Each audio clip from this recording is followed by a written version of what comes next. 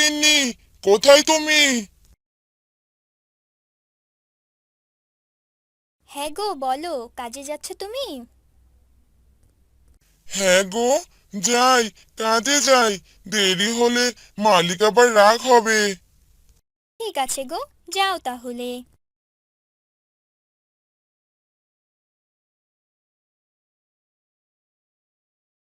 কিরে রাম, দেরি করলি যে? এত কাজ কে করবে শুনি? আমি করব নাকি? না না মালিক, আমি তো ঠিক সময়ে এসেছি মালিক। কোথায় ঠিক সময়ে এসেছিস? আবার আমার মুখে মুখে কথা বলছিস? যা, নিজের কাজ কর গিয়ে। হ্যাঁ মালিক, যাচ্ছি। রাম মালিকের বাগানে পানি দিচ্ছিল। তখন মালিকের বউ আসে রামের সাথে কথা বলতে। রাম, তোর মালিকের কথায় কিছু মনে করিস না। উনি একটু এমনই, জানিস তো। না না মালকিন, আমি কিছু মনে করিনি। আমি চাকর মানুষ, আমি আবার কি মনে করব? চাকর বলে কি মানুষ না? কিছু মনে করিস না। ঠিক আছে, কাজ কর তুই। তাহলে তোর মালিককে গিয়ে খেতে দেই। আমের মালকিন চলে যায়, আর রামও কাজ শেষ করে বাড়ি ফিরে আসে।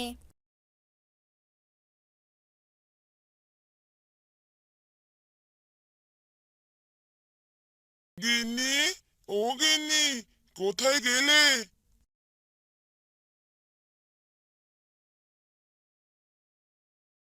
তুমি এসেছো? যাও, হাত মুখ ধুয়ে আসো। আমি খেতে দিচ্ছি।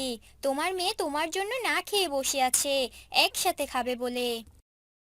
আচ্ছা ঠিক আছে, আমি হাত মুখ ধুয়ে আসছি।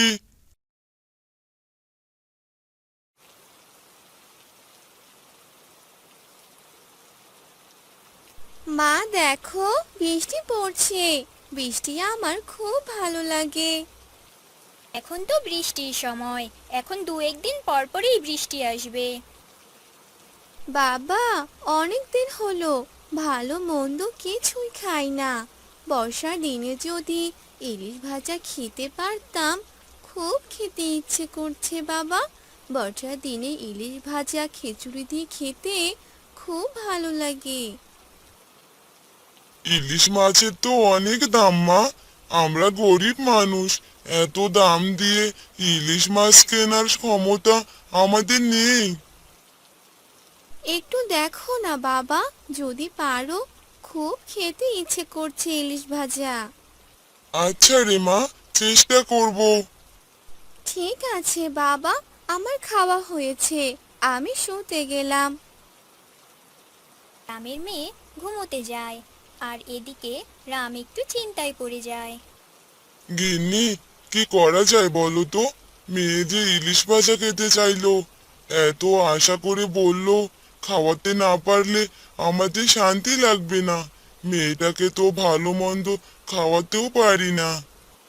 হ্যাঁ গো, শোনো, মালিকের কাছে একটু বেশি টাকা চাও। কাল গিয়ে বলবো, দেখি কি বলে। খাওয়া দাওয়া শেষ করে তারা ঘুমিয়ে পড়ে।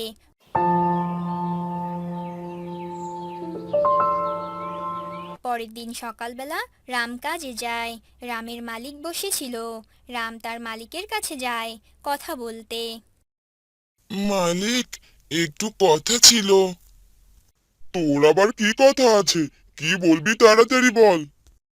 মালিক, এ মাসে যদি একটু বেশি টাকা দিতেন, খুব উপকার হতো।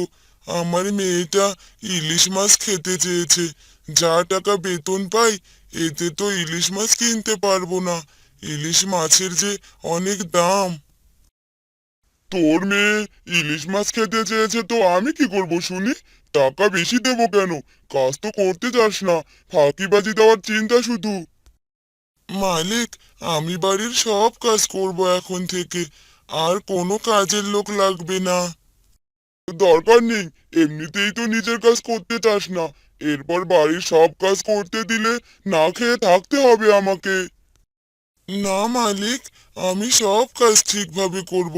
আপনি চিন্তা করবেন না। বললাম তো দরকার নেই, যা, নিজের কাজ কর গিয়ে। সকাল সকাল মাথাটা খারাপ করিস না তো। রাম মন খারাপ করে চলে যায় আর নিজের কাজ করতে থাকে। আজ মালকিনের বাড়িতে ইলিশ মাছ রান্না হয়েছে। রাম, কিরে রাম, কোথায় গেলি? জি মালকিন, বলুন। শুনলাম তোর মেয়ে নাকি ইলিশ ভাজা খেতে চেয়েছে। তোর মালিককে বলছিলি, তখন আমি শুনেছি। হ্যাঁ মালকিন, মেয়েটা কাল বলছিল বর্ষার দিনে ইলিশ ভাজা খেতে খুব ইচ্ছে করছে নাকি। মেয়েটাকে তো ভালো মন্দ খাওয়াতে পারি না, কাজ করে যা টাকা পাই কোনো রকমে সংসারটা চলে যায়। আচ্ছা ঠিক আছে, আর মন খারাপ করিস না। আমি তোর মেয়ের জন্য 2 পিস ইলিশ মাছ ভাজা করে রেখেছি। তোর মালিক যেন জানতে না পারে, চুপ করে নিয়ে যা, বউ মেয়ে সহ খাস। আপনাকে কি বলে যে ধন্যবাদ দেব মালকিন, বাঁচালেন আমায়। কিন্তু এভাবে নেওয়াটা কি ঠিক হবে? মালিক জানতে পারলে তো খুব রাগ করবে। কেউ জানতে পারবে না, তোর মালিকও জানতে পারবে না।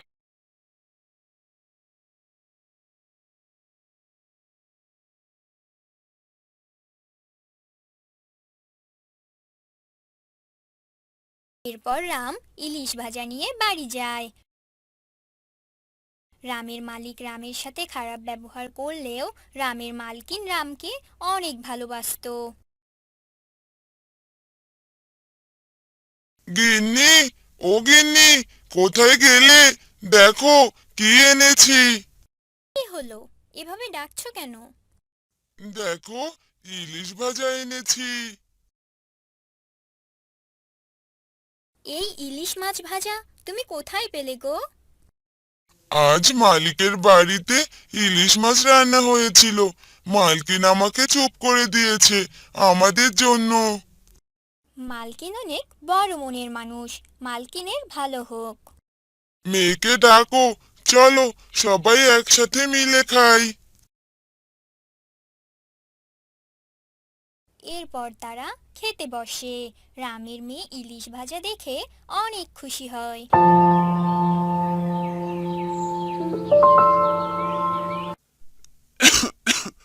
গিন্নি, ও গিন্নি, কোথায় গেলে? আরে কি হয়েছে, ডাকছো কেন? হ্যাঁ, আমার কি কোনো কাজ নেই নাকি যে তোমার সারাদিন শুধু কথাই শুনবো? আমার খুব জল তেষ্টা পেয়েছে, আমায় একটু জল এনে দাও। একটু তাড়াতাড়ি সুস্থ হলেও তো পারো, এভাবে আর কতদিন চলবে? তুমি কোনো চিন্তা করো না, আমি তাড়াতাড়ি সুস্থ হয়ে যাব। এরপর গণেশের বউ জল নিয়ে আসে।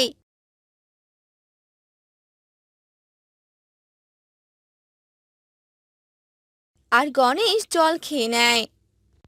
আমি বাজারে গেলাম, আর সেখানে গিয়ে মাছ কিনে গ্রামে বিক্রি করতে হবে। এরপর রাধা একটি ঝুড়ি নিয়ে বাজারে যায় আর মাছ কিনে গ্রামে গ্রামে বিক্রি করতে থাকে। মাছ নিবেন গো মাছ? ও দিদিরা, দাদারা, মাছ নিয়ে যান। ও দিদি, মাছ নিয়ে এদিকে আসেন। হ্যাঁ দিদি, বলুন, কয়টা মাছ নিবেন? এগুলো অনেক ভালো আর টাটকা মাছ। তাহলে আমায় বরং 4টা মাছ দিয়ে দাও। এরপর রাধা সেই মহিলাটিকে 4টি মাছ দিয়ে দেয় আর সেখান থেকে টাকা নিয়ে চলে যায়। এভাবে রাধা সারাদিন মাছ বিক্রি করে আর সন্ধ্যার দিকে বাড়িতে যায় আর রান্না করে।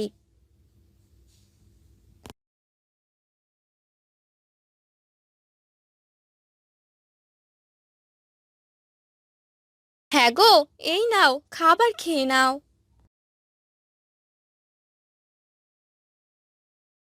তোমার মাছ বিক্রি কেমন হচ্ছে? সবাই কিনছে তো? এই হচ্ছে কোনো রকম। এভাবে আর কতদিন চলবে? আমি কাল তোমার জন্য ঔষধ নিয়ে আসব। ভগবান যেন তোমায় তাড়াতাড়ি সুস্থ করে তোলে। এবারই খাবারগুলো খেয়ে নাও।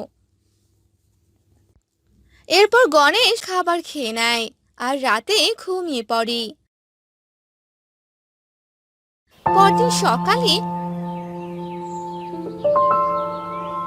রাধা বাড়ির সব কাজ করে নেয় আর মাছের ঝুড়ি নিয়ে মাছ বিক্রি করতে থাকে। দিদি, দেখি তো তোমার মাছগুলো কেমন, ভালো আছে কিনা। হ্যাঁ হ্যাঁ দাদা, মাছগুলো একদম ভালো আছে, আপনি নিতে পারেন। দাম কত দিদি? একটা নিলে 20 টাকা আর দুটো নিলে 30 টাকা দাদা। তাহলে তো ভালোই, তাহলে আমায় দুটো মাছ দাও, আর এই নাও টাকা।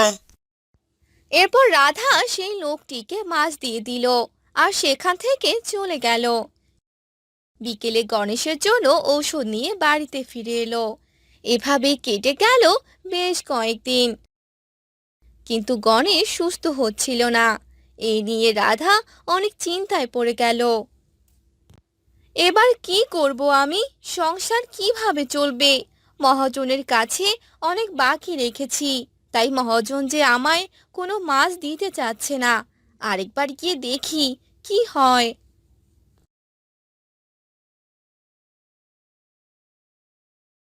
এ কথা বলে রাধা তার মহাজনের কাছে চলে যায়। মহাজন, আমায় আজ কিছু মাছ দিন, আপনার সব টাকা আমি পরিশোধ করে দেব। না না, তুই আর কোনো মাছ পাবি না। আগে বাকি টাকাগুলো পরিশোধ কর, তারপর মাছ পাবি। এখন চলে যা, চলে যা এখান থেকে। আপনি এমন করবেন না মহাজন, আমার স্বামী অনেক অসুস্থ, তাকে যে সুস্থ করতে হবে। না, তোর কোনো কথাই শুনতে চাই না, যা তো এখান থেকে। রাধা নিরাশ হয়ে সেখান থেকে চলে যায় আর হাঁটতে হাঁটতে একটি জঙ্গলে পৌঁছে যায়। আর রাধা তার ঝুড়িটা ফেলে আসে। আরে, আমি তো আমার ঝুড়িটা ফেলে এসেছি। একটাই ঝুড়ি ছিল আমার, এখন আমি কি করব? হায় ভগবান, রক্ষা করো আমায়। এই বলে রাধা কান্না করতে থাকে। তখনই রাধার সামনে একটি ঝুড়ি চলে আসে। তুমি কেঁদো না, আমি তোমায় সাহায্য করব। আরে, কে কে কথা বলে? আর এই ছুরিটা এখানে কে রাখলো? আমার ছুরি তো আমি ফেলে রেখে এসেছি। আমি ঝুরি কথা বলছি গো, তুমি আর এভাবে কান্না করো না, আমি তোমায় সাহায্য করব। সাহায্য? তুমি আমাকে কি সাহায্য করবে? তুমি আমার এই ঝুড়িতে যা চাইবে তাই পাবে। তুমি যদি মাছ চাও তাহলে মাছ পাবে, কিন্তু টাকা সোনা দানা এগুলো চাইতে পারবে না। আর আমি এভাবেই তোমাকে সাহায্য করতে পারি। আমার তো এতটুকুই যথেষ্ট। তোমায় অনেক ধন্যবাদ ঝুরি, আমায় সাহায্য করার জন্য। আমি এবার এখানে মাছ চাই, তারপর সেগুলো বিক্রি করব। ঠিক আছে। ঝুরি, আমায় এই ঝুড়িতে মাছ দাও।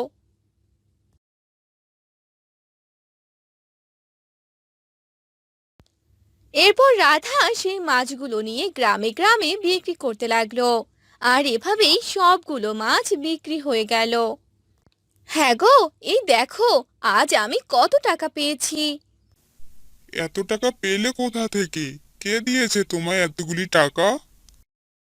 মাছ বিক্রি করেছি গো, আর এই মাছওয়ালা ঝুড়ি আমায় সাহায্য করেছে। মাছওয়ালা ঝুড়ি মানে? এরপর রাধা সেসব বিষয়ে সব কথা খুলে বলে। গণেশ এসব কথা শুনে অবাক হয়ে যায়। এ কি করে সম্ভব? সবই সম্ভব গো, ভগবান যে আমাদের সাহায্য করেছেন, সবই ভগবানের আশীর্বাদ। কাল তোমাকে ডাক্তারের কাছে নিয়ে যাব, দেখবে তুমি সুস্থ হয়ে যাবে। তাই যেন হয় গো, এভাবে সারাদিন শুয়ে থাকতে আমারও আর ভালো লাগে না। পরদিন সকালে আর গণেশের চিকিৎসা করায়, আর আস্তে আস্তে গণেশ একদম সুস্থ হতে থাকে। গণেশ সুস্থ হয়ে যায়। হ্যাঁ গো, এই দেখো আমি একদম সুস্থ হয়ে গেছি। হ্যাঁ গো, তাই তো দেখছি। ভগবানের ইচ্ছায় তুমি তাড়াতাড়ি সুস্থ হয়ে গেলে। এবার থেকে আমি এই মাছওয়ালা ঝুড়ি নিয়ে বাহিরে মাছ বিক্রি করব, আর তুমি ঘরের কাজ করবে। ঠিক আছে, তাই হবে। এখন থেকে আমি বাড়ির কাজগুলোই করব।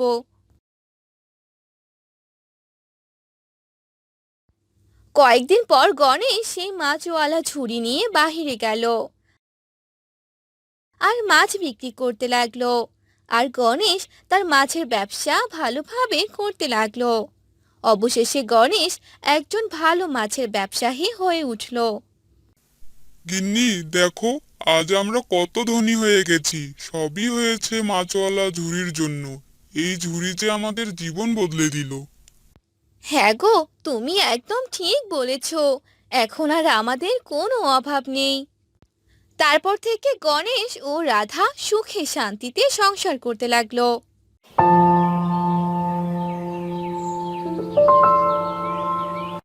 এই সকালবেলা কোথায় চললে শুনি? সামনে আসছে চৈত্র মাস, কোথাও কোনো পানি পাওয়া যাবে না। জমিতে সেচের ব্যবস্থা আগে থেকেই করে রাখতে হবে। সেজন্য যাচ্ছি গ্রামের বাকি কৃষকদের সাথে কথা বলতে। ঠিক আছে, যাও তাড়াতাড়ি ফিরে এসো। আচ্ছা ঠিক আছে, তুমি রান্না করে রাখো, আমি বাড়ি ফিরে খাবো।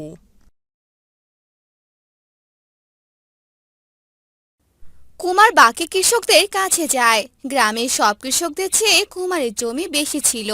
কুমার ছিল অনেক ভালো মনের মানুষ। গ্রামের সবার সাথে সবার খুব মিল ছিল। একজন বিপদে পড়লে অন্যজন এগিয়ে আসতো। এই যে গোবিন্দ, তুমি এখানে? বাকি সবাই কোথায়? সবাই তো জমিতে গেছে কাজ করতে। কেন, কি হয়েছে কুমার দাদা? বলি, সামনে তো চৈত্র মাস, জমিতে চাষ করতে হলে আগে থেকে সেচের ব্যবস্থা করতে হবে তো নাকি? ঠিকই বলেছো তো, সেচের ব্যবস্থা তো করতে হবে। শুধু বললে হবে না, সে ব্যবস্থা তো আমাদের করতে হবে, তাই না? চলো সবার সাথে কথা বলি।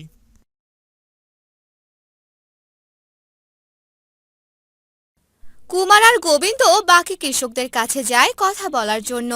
সবাই কুমারের কথা শুনে একমত হয়। তাহলে এখন কি করতে হবে কুমার দাদা? আমাদের সবাইকে ক্ষেতের পাশে কোদাল নিয়ে গিয়ে বড় করে গর্ত করতে হবে, যেন বৃষ্টি হলে সেখানে পানি জমে, আর সেটা আমরা যেন জমিতে দিতে পারি। ঠিক আছে, কাল তাহলে আমরা সবাই সবার জমির পাশে গর্ত করে রাখবো। ঠিক আছে, আমি আজ বাড়ি গেলাম তাহলে। তোমরা কাজ শেষ করে বাড়ি যাও। গিন্নি, ও গিন্নি, খেতে দাও, খুব খিদে পেয়েছে গো। তুমি এসেছো? যাও হাত মুখ ধুয়ে এসো, আমি খেতে দিচ্ছি। কুমারের বউ কুমারকে খেতে দেয়। হ্যাঁ গো, সবার সাথে কথা হলো? হ্যাঁ হয়েছে, কাল সকালবেলা তাড়াতাড়ি ডেকে দিও।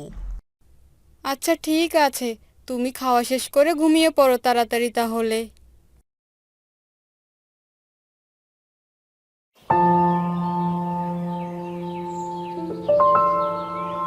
গিন্নি, ও গিন্নি, আমার কোদালটা তাড়াতাড়ি দাও, সবাই আমার জন্য অপেক্ষা করছে।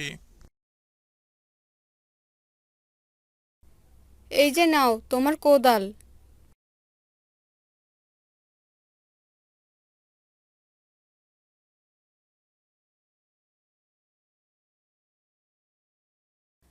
এরপর কুমার আর গ্রামের বাকি কৃষকরা সবাই সবার জমিতে যায়। গর্ত করার কাজ শুরু করে দেয়। দেখতে দেখতে তাদের কাজ শেষ হয়। সবাই সবার বাড়িতে চলে আসে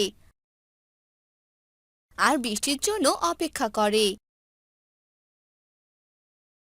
কিন্তু বৃষ্টির কোনো দেখা নাই।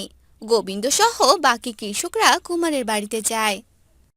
কুমার দাদা, ও কুমার দাদা, বাড়িতে আছো নাকি?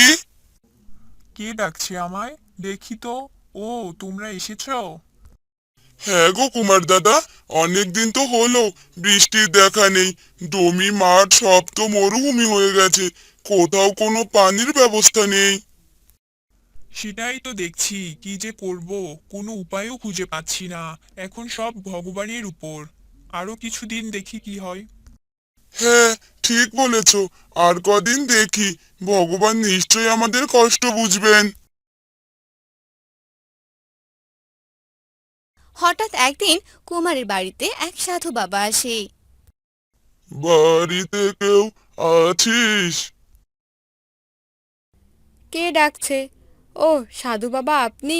আপনাকে তো আগে কখনো এ গ্রামে দেখিনি। এদিক দিয়ে যাচ্ছিলাম, অনেকটা পথ হেঁটে এসেছি, খুব খিদে পেয়েছে, কিছু খেতে দিবি? ঠিক আছে, আপনি এখানে বসুন, আমি আপনাকে খেতে দিচ্ছি। কুমারের বউ ঘরে যায়। কুমার ঘরে শুয়েছিল। কুমারের বউ কুমারকে গিয়ে ডাকে। কি গো শুনছো? ওঠো তাড়াতাড়ি। কি হয়েছে গিন্নি, ডাকছো কেন? একজন সাধু বাবা এসেছে, এদিক দিয়েই নাকি যাচ্ছিল। ওনার নাকি খুব খিদে পেয়েছে। ঘরে তো কোনো খাবার নেই, শুধু আটা আছে, আমাদের 2 দিন চলবে। বলে তো এলাম খেতে দিচ্ছি, কি করবে এবার বলো তো? যা আছে তাই দাও। আটা আছে না, ওটা দিয়েই কিছু বানিয়ে দাও। আমাদের খাওয়ার চিন্তা করো না, আমি ঠিক একটা ব্যবস্থা করব। আচ্ছা ঠিক আছে গো। কুমারের বউ আটা দিয়ে কিছু বানিয়ে সাধু বাবাকে খেতে দেয়। সাধু বাবা খেতে খেতে লক্ষ্য করে। ইরে মা, তোদের গ্রামটা এমন হয়েছে কেন? মরুভূমির মতো হয়ে গেছে, জমি মাঠ ফেটে চৌচির হয়ে গেছে, কোথাও কোনো পানি নেই। হ্যাঁ সাধু বাবা, কোথাও কোনো পানি নেই। 1 মাস হয়ে গেল বৃষ্টির কোনো দেখা নেই। পানির অভাবে কেউ ফসল ফলাতে পারছে না। আমাদের গ্রামের সব কৃষকদের অবস্থা খুব খারাপ। মেয়ে, অনেক তৃপ্তি পেলাম রে, ভগবান তোদের মঙ্গল করুক। আর হ্যাঁ, চিন্তা করিস না, আজকেই বৃষ্টি হবে। কিভাবে সাধু বাবা? 1 মাস হলো বৃষ্টির দেখা নেই। আমি সাধনা করে ভগবান শিবের কাছে বর পেয়েছিলাম, তার কাছে যা চাইবো তাই পাবো। একটু দাঁড়া, তোদের সবার দুঃখ দূর করে দেই। এরপর সাধু বাবা চোখ বন্ধ করে ভগবান শিবকে স্মরণ করে বৃষ্টি চায়। হে মহাদেব, এই গ্রামের বৃষ্টি দাও, সোনার বন্যা বয়ে দাও। সাথে সাথে বৃষ্টি চলে আসে। গ্রামের সবাই তো মহা খুশি। বৃষ্টির সাথে সাথে সোনার মোহরও পড়ে। কুমার ঘর থেকে বের হয়ে দেখে। কি গো গিন্নি, এ তো সোনার বন্যা হয়ে গেল। বৃষ্টির সাথে সোনার মোহর, কি কাণ্ড গো গিন্নি। সব সাধু বাবার দয়া হয়েছে গো। সাধু বাবা, আপনাকে অনেক ধন্যবাদ। আপনার দয়ায় আমরা সবাই এ কষ্ট থেকে মুক্তি পেলাম। আশীর্বাদ করি তোদের সব সময় মঙ্গল হোক, তোরা অনেক ভালো মানুষ।